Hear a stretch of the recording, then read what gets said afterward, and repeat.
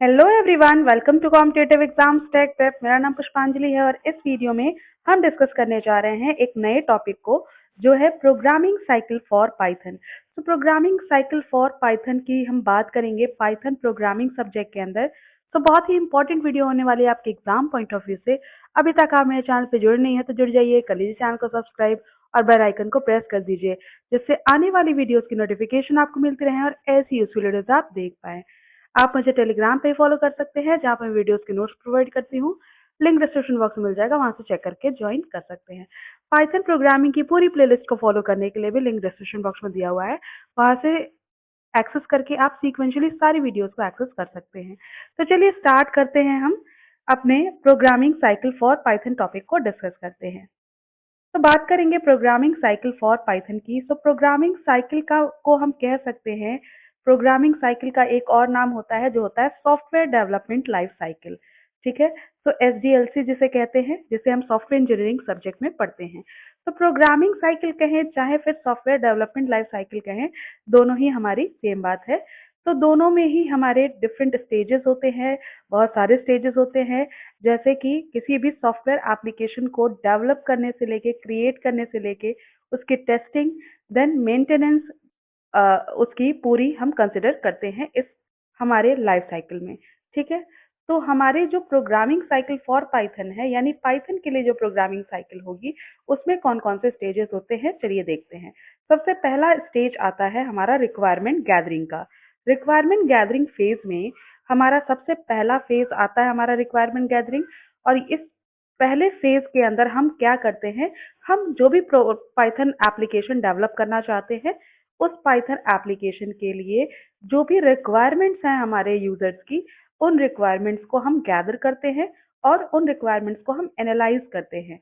यानी इस फेज के अंदर, रिक्वायरमेंट गैदरिंग फेज के अंदर, हम ये समझते हैं कि प्रॉब्लम कौन सी है जिसको हमें सॉल्व करना है इस एप्लीकेशन के थ्रू, जो हम एप्लीकेशन डेवलप कर रहे हैं। तो उसके थ्रू कौन सी प्रॉब्लम सॉल्व करनी है, इसे हम समझते हैं।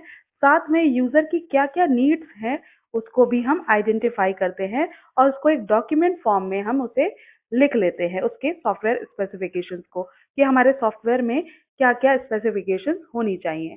तो ये पूरा हम प्रोसेस करते हैं रिक्वायरमेंट गैदरिंग फेज के अंदर। फॉर एग्जाम्पल, सबसे अच्छा एग्जाम्पल हम ले सकते हैं, बहुत ही सिंपल एग्जाम्पल, कि हम अगर मान लीजिए पाइथन के थ्रू हम एक कैलकुलेटर प्रोग्राम जो है वो हम क्या कर रहे हैं, डेवलप कर रहे हैं। तो सिंपल कैलकुलेटर प्रोग्राम के अंदर हमारे यूजर की क्या क्या रिक्वायरमेंट हो सकती हैं। जैसे जो कैलकुलेटर होता है वो बेसिक अर्थमेटिक ऑपरेशन तो करेगा ही। तो बेसिक अर्थमेटिक ऑपरेशंस होने चाहिए कैलकुलेटर के अंदर। जैसे एडिशन होना चाहिए, सब्ट्रैक्शन, मल्टीप्लिकेशन, डिवीजन, ये सारे बेसिक फंक्शंस हमारे कैलकुलेटर को करना चाहिए। तो ये हमारी रिक्वायरमेंट हो गई इस हमारे सॉफ्टवेयर एप्लीकेशन को डेवलप करने के लिए। ठीक है, तो इसको हमने रिक्वायरमेंट गैदरिंग फेज में आइडेंटिफाई कर लिया कि यूजर की क्या क्या नीड है। वो बेसिक अर्थमेटिक ऑपरेशन करना चाहता है और साथ में हम कौन सी प्रॉब्लम सॉल्व करना चाहते हैं, हम बेसिकली अर्थमेटिक ऑपरेशंस करना चाहते हैं। तो वो प्रॉब्लम हमारी आइडेंटिफाई हो गई और उसके रिगार्डिंग हमने डॉक्यूमेंटेशन कर लिया। अब नेक्स्ट फेज आ जाते हैं डिजाइनिंग फेज की। तो डिजाइन फेज के अंदर हम क्या करते हैं, डिजाइन फेज के अंदर हम उस पाइथन प्रोग्राम को, जैसे कि हम कैलकुलेटर प्रोग्राम जो बना रहे हैं, उसके लिए हम एक इंटरफेस तैयार करेंगे, एक डिजाइन तैयार करेंगे। यानी यहाँ पे हम हाई लेवल डिजाइन क्रिएट करते हैं अपने रिक्वायरमेंट के अकॉर्डिंग। फॉर एग्जाम्पल, जैसे कैलकुलेटर प्रोग्राम की बात करें, तो कैलकुलेटर प्रोग्राम में जो भी हमें कैलकुलेशन करना है वो किसी दो नंबर्स पे हम करेंगे। तो उसके लिए हमें दो इनपुट फील्ड्स लेनी होंगी, उन दो नंबर्स को इनपुट कराने के लिए। और साथ में चार बटन्स लेने होंगे जो डिफरेंट डिफरेंट ऑपरेशंस को परफॉर्म करेंगे। ठीक है, तो ये हम करेंगे डिजाइनिंग वाले पार्ट में। डिजाइनिंग वाले पार्ट में हमने डिजाइन कर लिया कि कैलकुलेटर जो हमारा बनेगा उसके अंदर कैसे ऑपरेशंस होंगे। तो दो नंबर्स पे ऑपरेशंस होने हैं, सारे ऑपरेशंस दो नंबर पे होंगे। तो दो नंबर को हमने इनपुट फील्ड से एंटर कराने के लिए हमने इनपुट फील्ड ले ली और साथ में चार बटन्स ले लिए जिसमें आपको अलग अलग ऑपरेशंस करने हैं। ठीक है, तो ये डिजाइन फेज में कर लिया। नेक्स्ट जो फेज आता है वो आता है इम्प्लीमेंटेशन फेज। इम्प्लीमेंटेशन फेज में हम यहाँ पे कोडिंग स्टार्ट कर देते हैं। यानी हमने डिजाइनिंग कर ली, एक ओवरव्यू बना लिया कि कैलकुलेटर दिखेगा कैसा, उसमें कैसे ऑपरेशंस हमारे होते दिखेंगे, ये डिजाइनिंग पार्ट में हो गया। थर्ड आता है इम्प्लीमेंटेशन फेज। तो इस फेज में हम अपने पाइथन प्रोग्राम के लिए कोडिंग स्टार्ट कर देंगे। जैसे भी हमारी जैसे कि डिजाइन है, डिजाइन के बेस पे हम अपनी कोडिंग भी स्टार्ट कर देंगे, उसी हिसाब से हम कोडिंग करेंगे। कोडिंग करने के बाद हम यहाँ पे यानी एक्चुअल सोर्स कोड हम कहाँ लिख रहे हैं, इम्प्लीमेंटेशन फेज में लिख रहे हैं। फॉर एग्जाम्पल जैसे हम अपना कैलकुलेटर प्रोग्राम बना रहे हैं, तो यहाँ पे हमें अपने पाइथन कोड को लिखना होगा जिससे हम यूजर इनपुट करा पाए, ठीक है। और जो भी अर्थमेटिक ऑपरेशंस हमें करने हैं यूजर के चॉइस के अकॉर्डिंग उसको करा पाए और साथ में रिजल्ट भी डिस्प्ले करा पाए। तो इन सभी चीजों के लिए हमें अपने कोड को लिखना है यहाँ पे इम्प्लीमेंटेशन फेज के अंदर, ठीक है। फोर्थ हमारा जो फेज आता है वो होता है टेस्टिंग फेज।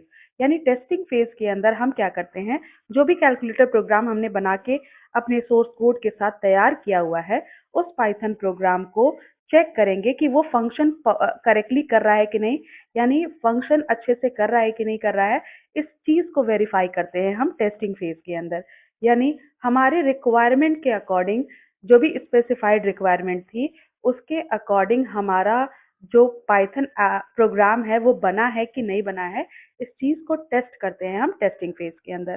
तो इसके अंदर आपके कुछ टेस्ट केसेस लिखे जाते हैं, उसको एग्जीक्यूट किया जाता है, और अगर कोई भी इशू आ रहा है हमें अगर उस पाइथन प्रोग्राम के अंदर, तो उस इशू को भी हम फिक्स करते हैं, ठीक है।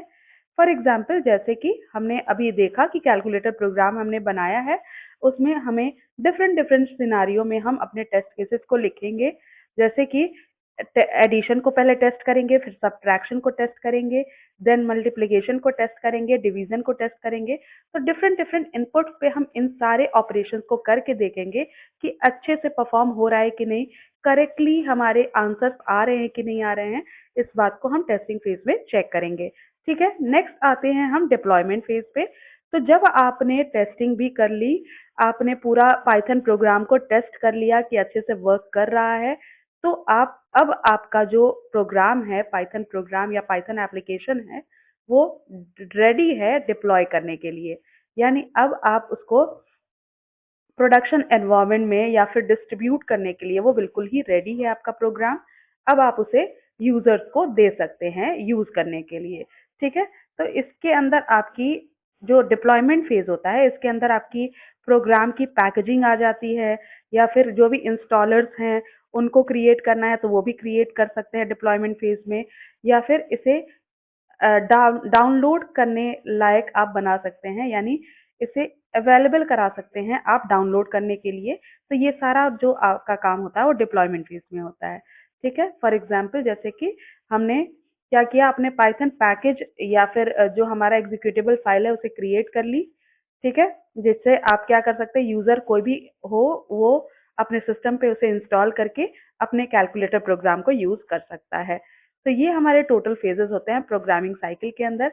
लास्ट में हम आते हैं कि हमने अब डिप्लॉयमेंट कर दिया, यूजर को दे दिया, यूजर ने यूज करना भी स्टार्ट कर दिया, तो लास्ट में हम मेंटेनेंस को देखेंगे कि जब डिप्लॉयमेंट हो जाता है, जब यूजर को हम अपना सॉफ्टवेयर एप्लीकेशन मिल जाता है, अपना पाइथन एप्लीकेशन मिल जाता है, तो डिप्लॉयमेंट के बाद उस पाइथन प्रोग्राम में अगर किसी तरह का अपडेट की रिक्वायरमेंट है, किसी तरह की अपडेट की रिक्वायरमेंट है, या फिर कोई भी बग आ रहा है उसे फिक्स करना है, या फिर कोई भी एनहांसमेंट की ज़रूरत है, तो फीड यूज़र के फीडबैक के अकॉर्डिंग अगर कोई एनहांसमेंट करना है, किसी तरह की चेंज करनी है, रिक्वायरमेंट अगर चेंज हो रही है उसके अकॉर्डिंग कुछ फिक्स करना है, तो वो सारी चीज़ें मेंटेनेंस फेज के अंदर की जाती हैं, ठीक है। फॉर एग्जांपल जैसे कि कैलकुलेटर प्रोग्राम जो हमने बनाया है उसका कुछ अपडेट रिलीज करना है आपको, या फिर कुछ एडिशनल आपको नए फीचर्स डालने हैं, जैसे आप स्क्वायर रूट भी कैलकुलेट कराना चाहते हैं, तो इस तरह के चीज़ें आप मेंटेनेंस फेज में ऐड कर सकते हैं और उसके अपडेट को अवेलेबल करा सकते हैं। तो ये टोटल 6 फेजेस हमने डिस्कस कर लिया जो हमारे प्रोग्रामिंग साइकिल में पाइथन के ज़रूरी हो जाती है। आई होप आपको समझ में आ गया होगा।